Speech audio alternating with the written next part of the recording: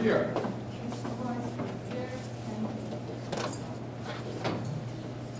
I'll make a motion for the adoption of the agenda, March 13th, 2018, with a second. Mrs. Johnson, all in favor? 6-0, thank you. We will now go to student and community comments. I see some new faces this evening, so I'd just like to let you know that the dais and microphones right over there. We ask that you identify yourself for the record, and there's a 3-minute limit. And just for anyone who is new and doesn't know this, I want to be sure to be clear that we do not enter into discussion at these meetings with community comments, and usually aren't able to answer the questions here, but we will try to get back to you and anyone who wants to speak to us. So anyone would like to?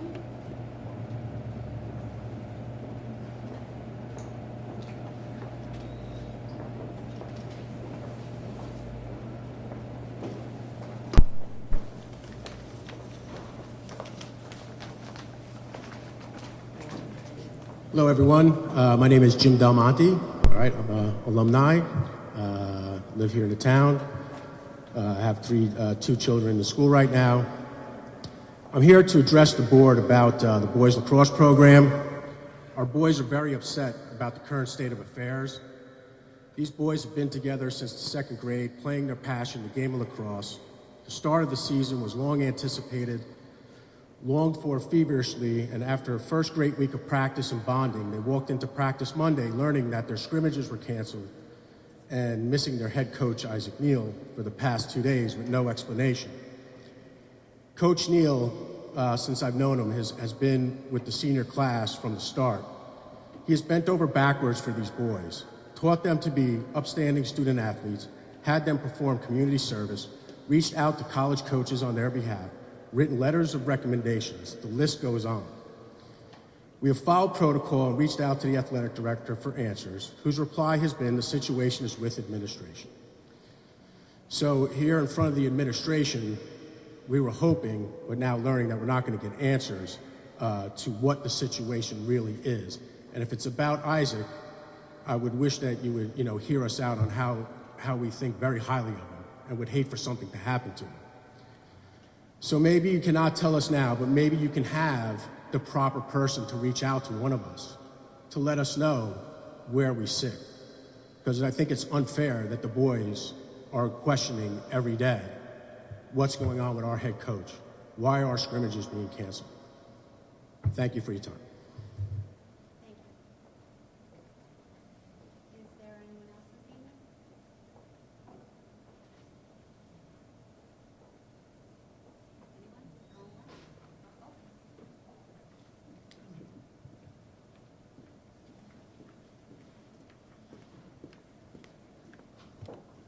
I feel like I'm getting on the witness stand. I state your name. My name is Ed Athanasian. I'm also a parent of 2 children on the lacrosse team, one senior, one sophomore, and I too have been involved with coaching these children since the second grade. I want to echo everything that Jim just said, but I also want to make a statement about the importance of any decisions made for what's going on. I don't know any details, but it's about these guys. I just want that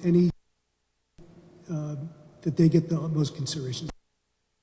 Thank you.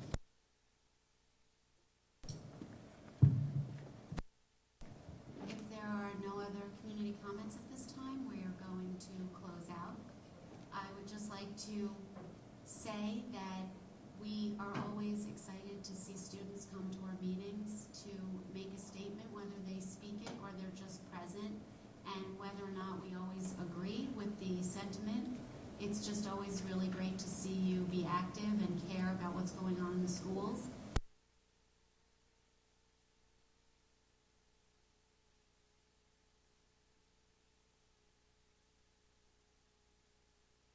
How you feel about what's going on in your school. So thank you for that. And thank you for everyone who came to speak to us tonight and made much of us. We appreciate it. We will be getting back to this issue in another form. So thank you. I would just also like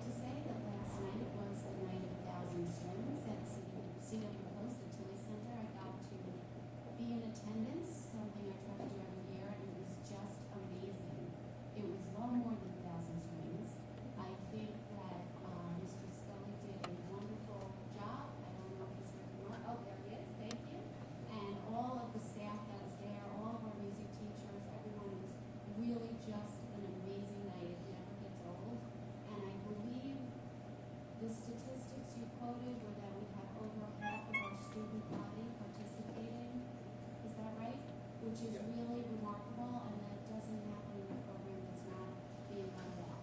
So it's a real testament to you and to our district and our staff. Thank you.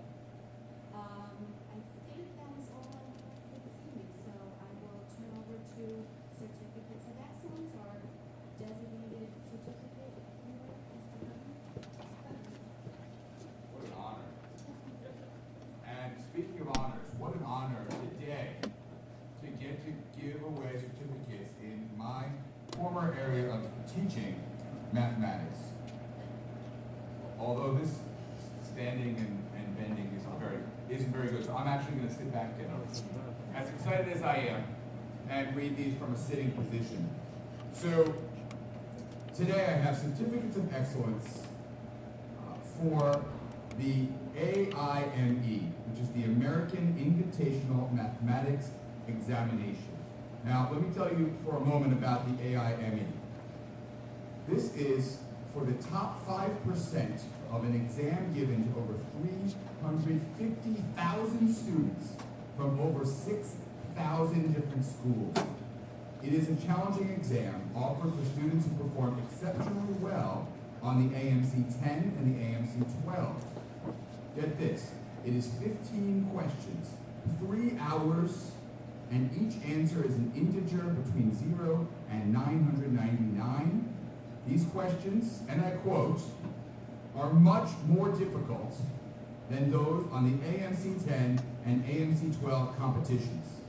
Here's the bottom line. This is like a super hard, genius mathematics examination. No one in this room could pass this. I know I could never pass this. And yet, we had 2, not 1, but 2 students to honor today. Please give a huge, huge Port Pride, Port Washington round of applause to Joseph Melconian.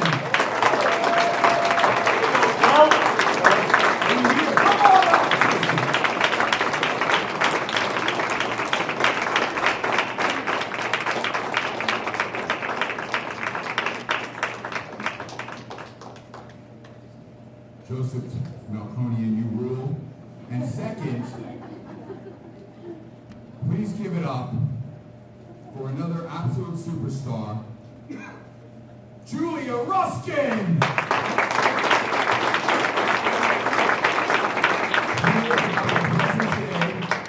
So accepting the certificate on her behalf is me.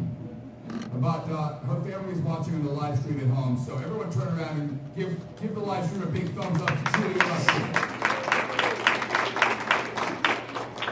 And finally, I would like to give congratulations to a couple more people, because achievements like this do not happen in a vacuum, ladies and gentlemen. And therefore, I'd like to recognize each of these students' mathematics teachers. Give it up for Tina Gallagher and Ray DiVenuto.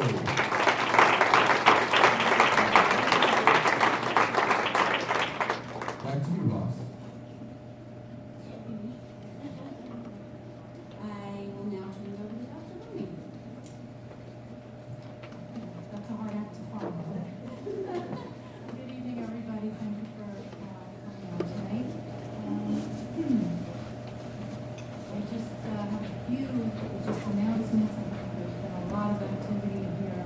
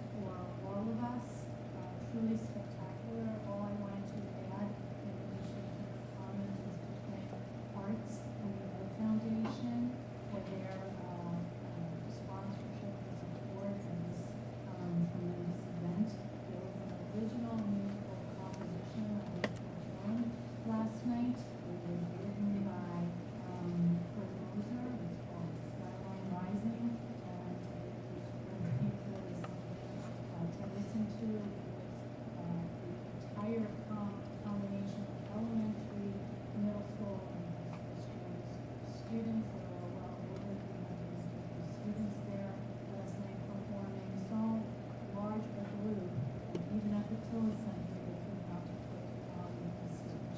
So everyone was really very, very proud of that. And our students, with their skill and their talent, it's really something very special here. Another just announcement I want to bring to our parents' attention while here tonight. Parent Council is going to be having a speaker on the subject of vaping on Monday, March 18th. It's in the Charter Cafeteria at 12 o'clock. We really do hope our parents come out for that this very important topic.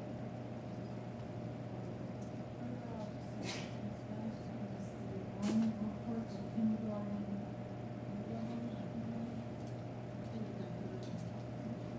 As of March 8, 2018, our student enrollment is 5,553 students, less than the student enrollment in the same year. Our kindergarten enrollment as of March 13th is 332. Our projected number is 470. We're still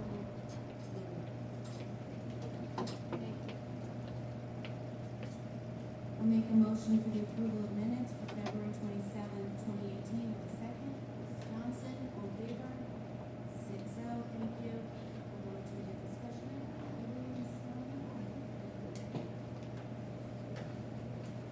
Ms. Skellion is going to give us another very brief update on where we are with the 2018-2019 budget development process, and just a little bit of new information for the board to consider in their deliberation.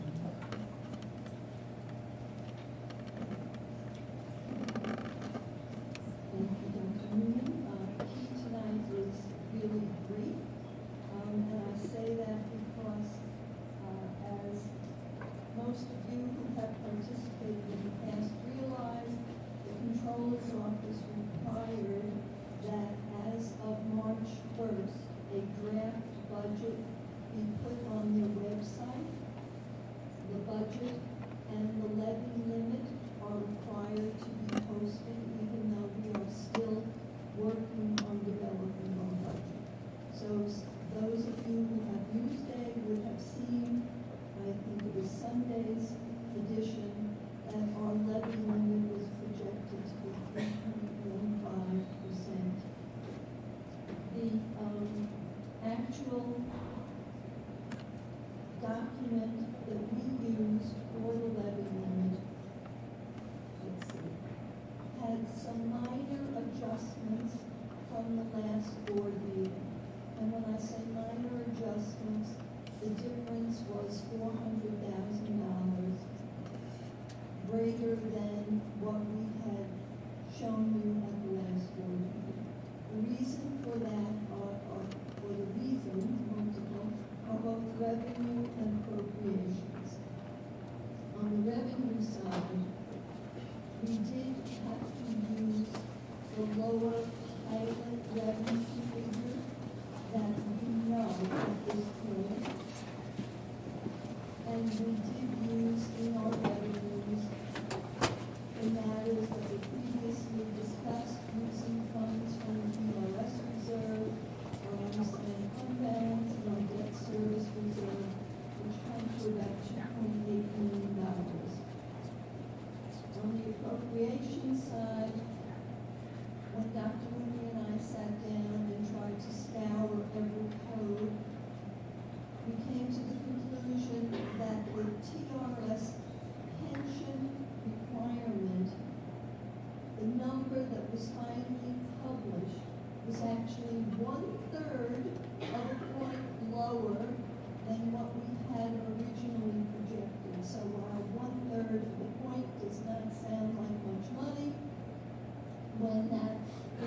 projected on over $64 million.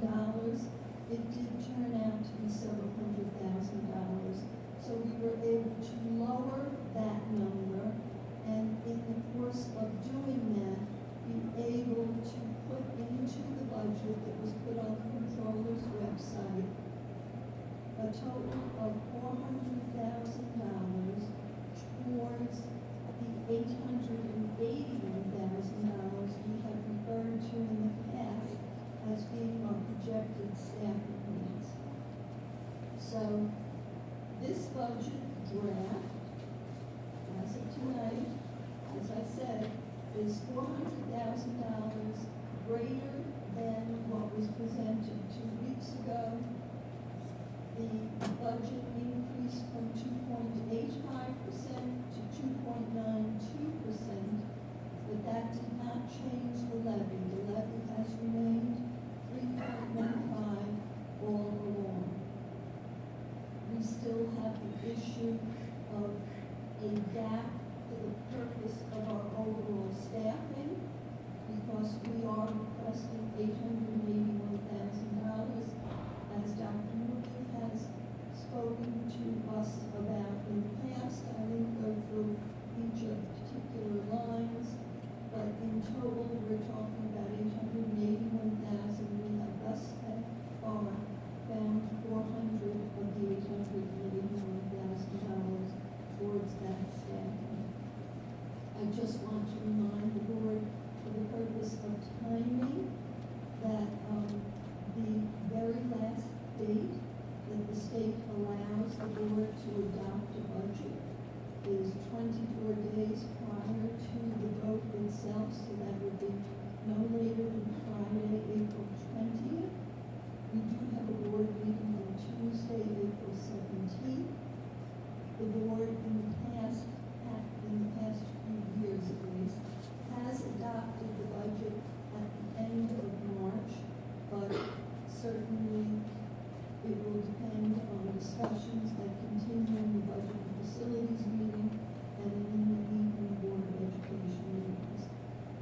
Our next budget and facilities meeting is Tuesday morning, next Tuesday the 20th. I don't know if there are any questions. Yes, Thank you. I have two questions. I've written 155, 638, 960 does not include the extra staffing. the 155, 638 includes 400,000 of the 881. We found $400,000 since our last Right, board. so you put in. I put in the 400,000 because I had to post something on the website, and I wanted to include at least whatever monies Dr. Mooney and I have been able to find between the appropriations and the levy. No, it makes perfect sense. I just wanted to compare it to what Yes. The other thing is, are the pilot numbers good now? Because I know you have to get any information. I have not gotten any pilot information from either the county or the Industrial Development Agency. I have put in FOIL requests with both organizations, so therefore I am using the dollar amount that we anticipate receiving this year, which was lowered by the $785,000 mistake the county made. So if in the next couple of weeks that comes in, that would give us a little bit more clarity in what we're doing. That could give us more clarity, as well as the potential for additional state aid, and then that certainly is up to the board and Dr. Mooney as to whether you would take those additional revenues in lieu of some of the monies that we talked about this evening relative to where you propose right now to adjust the levy from the ERS or the unassigned fund balance. You could replace that with state aid. But once you have adopted the budget, you can't then increase the budget and you can't lower the revenues. So, and we're not likely to know our actual state aid number until very late to March, so it might be, we might want to then wait until early April to adopt, because we'll have better revenue figures, because as the three different budgets and the three men in the room get together, if they can finish it by March 31st, we'll have a real run. Right, well, that would certainly be your choice. All right, thank you.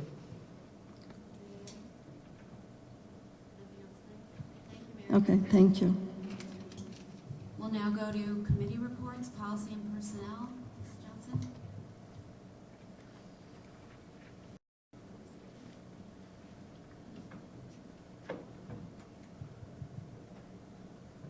We have not had a policy and personnel committee meeting. We have not had a policy personnel committee meeting since the last BOE meeting 2 weeks ago. Our next meeting is on March 21st next week. It will start at 8:30 in the morning. We will be continuing, contrary to what I mistakenly said at the last meeting, we will be discussing the website and how much what we want to do with it, if we want it to be interactive or not interactive. We've gone over this. I think you meant the Facebook page.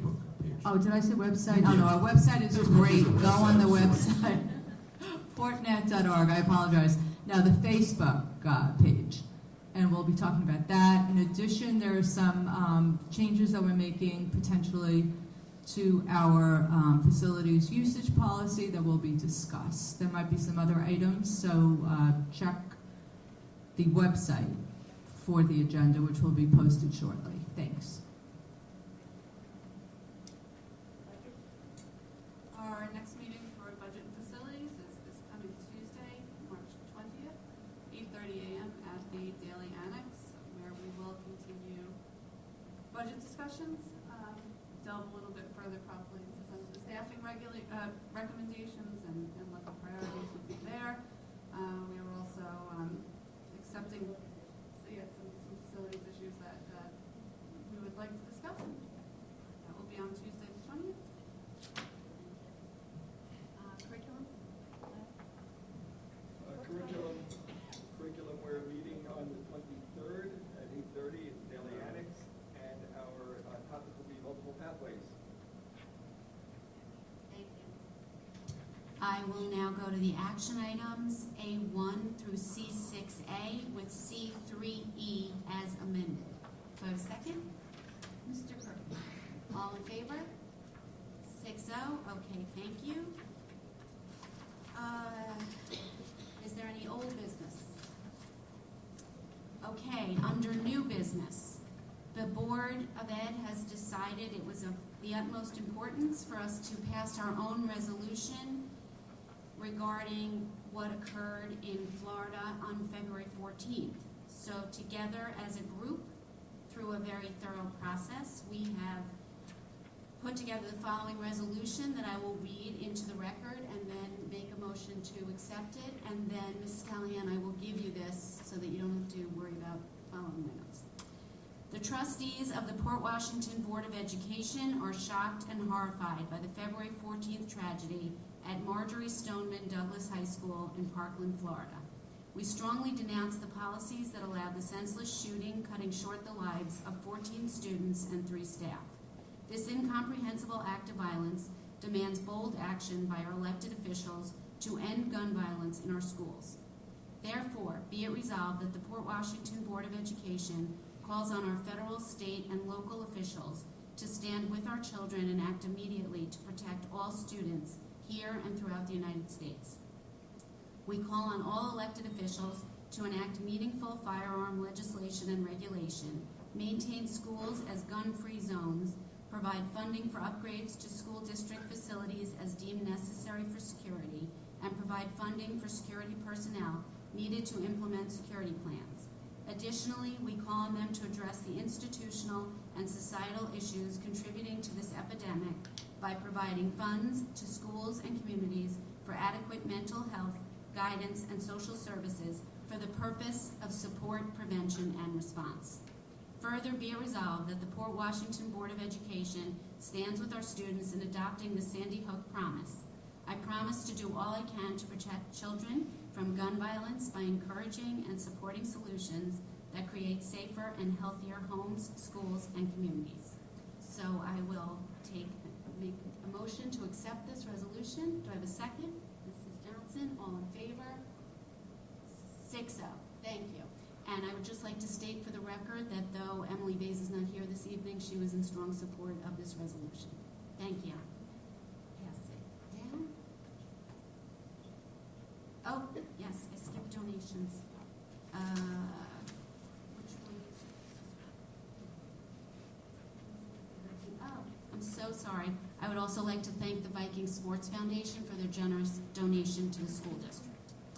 And now we have another opportunity for the community to be heard. If anybody who wants to speak to us further, thank you. You know the rules, Mr. Sancher? 33 minutes, right?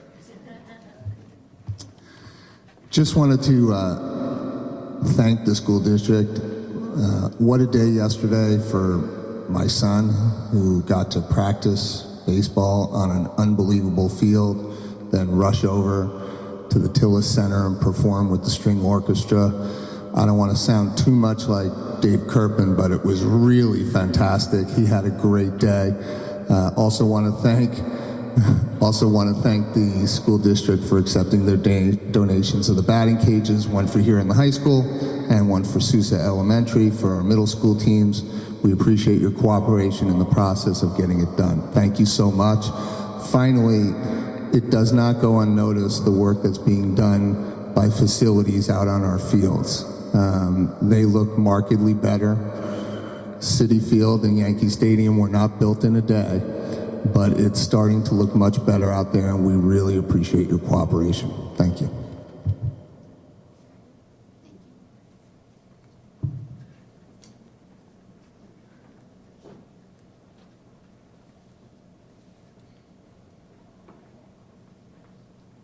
Good evening, Alex Moshos, parent of a lacrosse player. I'm here to discuss the fields and facilities. We as a lacrosse program are a little perplexed about how all teams are not being treated equal in this particular time. And we're seeing a lot of issues going on right now with field space that have resulted in an issue that has trickled down to our boys. And we feel as if all teams are equal on this campus, field space should be allocated by budgets and facilities equally amongst all teams. Because of the problem with field space, we are having a problem that trickled down and is affecting our boys. And what happened, and as a result of that, our boys are basically at a loss. And it's because of field situations that we have the current problem. That's all I have to say.